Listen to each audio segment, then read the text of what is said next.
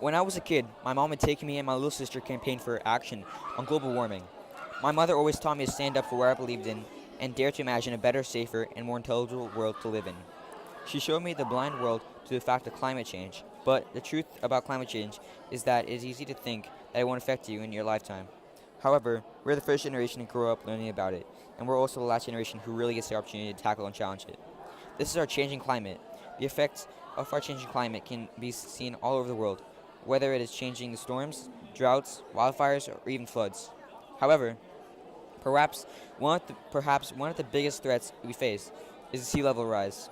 The global sea level rise is the result of a gradual melt from vast regions of ice such as Greenland.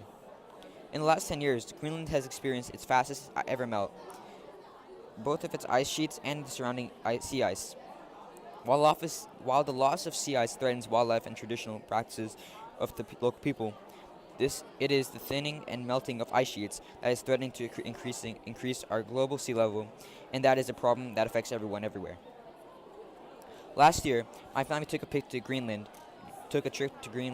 where we took a helicopter from Nuuk to Kangerlussuaq, and from there to a glacier known as Jacobshavn, Isbre. Jacobshavn is one of the fastest retreating glaciers in the world. Over the past century, scientists and glaciologists have been recording the speed of the retreat, and it is with this data that allows us to see how rapidly the loss of ice is increasing year by year. I remember the guide telling us that in 2008, one of the biggest pieces of ice broke off. To give you a sense of scale, this piece of ice was the size of Manhattan and twice the size of its skyscrapers. It is events like these that causes the glaciers to retreat faster in the last 10 years than it has in the last 100.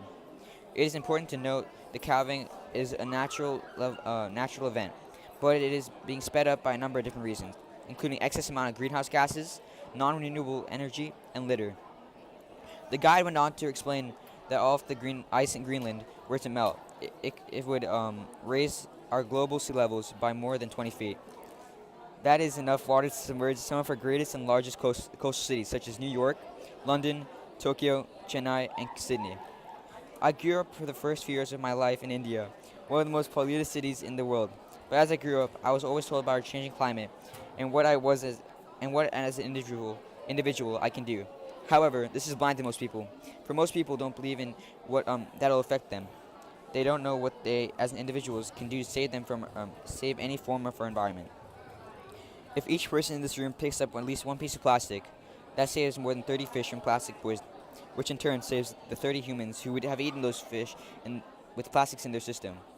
Our environment affects everyone everywhere, from Beijing, China, to New York City. In order to help our environment, pick up a piece of trash daily or ride your bike to school.